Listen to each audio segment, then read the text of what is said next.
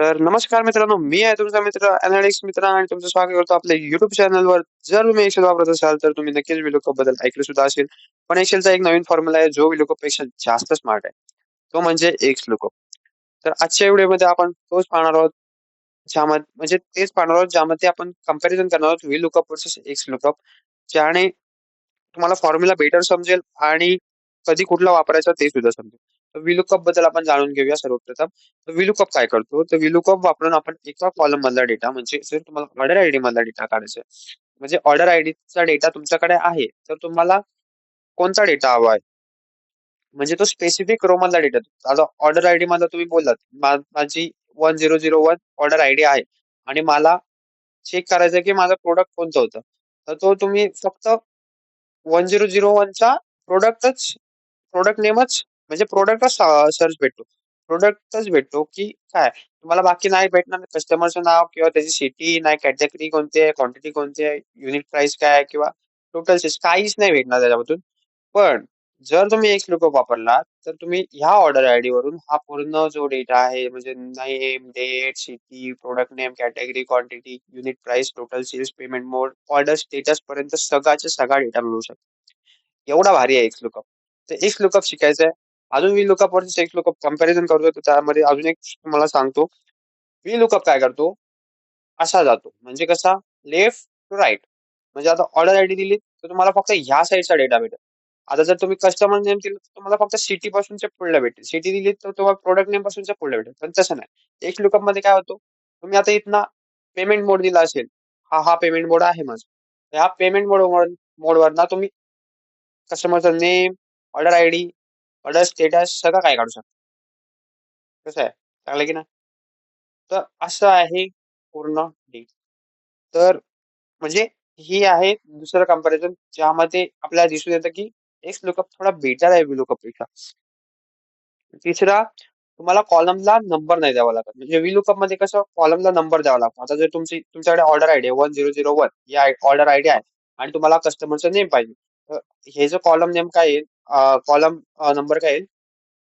Order ID 1, order ID 2, customer name 3. मग तुम्हाला काय पाहिजे? तर 3 नंबरच्या कॉलम रो मधला मला डेटा पाहिजे.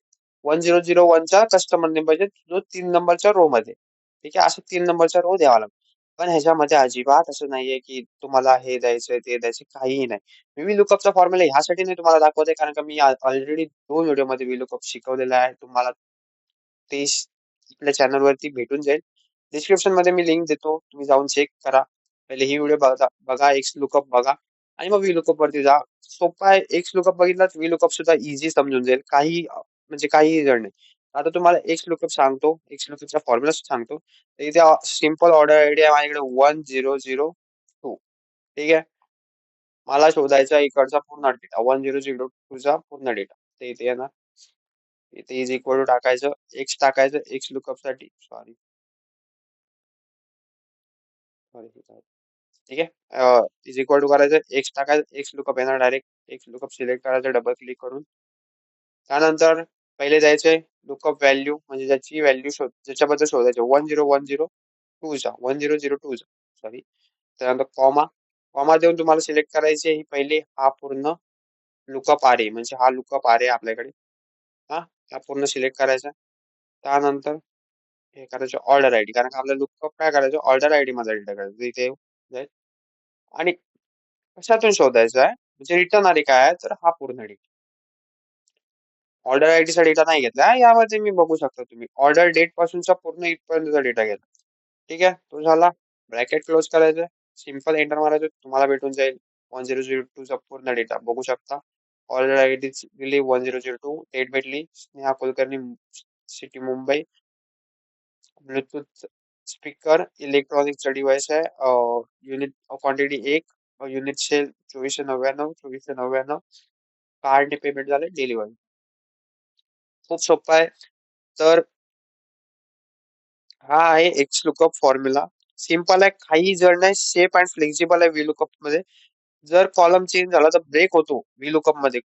म्हणजे VLOOKUP मध्ये जर कॉलम चेंज झाला म्हणजे आता तुम्ही टाकला 3च्या जागी 5 तर तुम्हाला डेटा 5चा भेटेल. 4चा 3चा नाही भेटणार. सिंपल ह्यामध्ये काही प्रॉब्लेमच नाही. तुम्हाला डायरेक्ट डेटा भेटतो.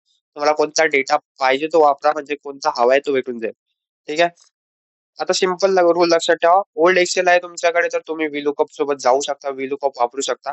पण जर तुम्ही आता न्यू जनरेशन लॅपटॉप घेत असाल ज्यामध्ये एक्सेल खूप चांगला न्यू व्हर्जनमध्ये येतोय, तर तुम्ही एक्स लुकअप सोबत जा. VLOOKUP सुद्धा वापरा, गरजेला वापरा. पण एक्स सर्वात बेटर आहे मला तर वाटतं. VLOOKUPचा उपयोगच नाही आपल्यासाठी. माझ्याकडे एक्स चालतो. मी एक्स वापरतो सगळीकडे. तुम्ही सुद्धा एक्स वापर करा.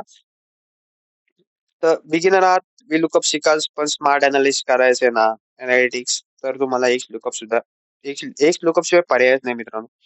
आणि रिअल ऑफिस यूजमध्ये तर सर्वात जास्त आजच्या ऑफिसमध्ये म्हणजे डेटा अनालिटिक्समध्ये मी पर्सनली बघितलंय लोकांना, तर मला असं वाटतं की जास्तीत जास्त करून एक्स प्रिफर करतात, कारण तो फास्ट, क्लीन आणि रिलायबल आहे. तर हा होता आजचा व्हिडिओ आपला, ज्यामध्ये आपण कम्पेअर केलं एक्स वर्सेस VLOOKUP कंपॅरिझन. जर तुम्हाला व्हिडिओ हेल्पफुल वाटला असेल तर चॅनलला सबस्क्राईब करा, व्हिडिओला लाईक करा आणि कमेंटमध्ये नक्की सांगा आपल्याला पुढला व्हिडिओ कोणत्या टॉपिकवर पाहिजे. तर तुम्ही व्हिडिओला लाईक नाही करत आहात मित्रांनो, बघताय तर व्हिडिओला लाईक करा. एक लाईक खूप काही देऊन जातो. तर थँक भेटू पुढल्या व्हिडिओमध्ये. तोपर्यंत गुड बाय. मी तुमचा अॅनालिटिक्स मित्र. Thank so much.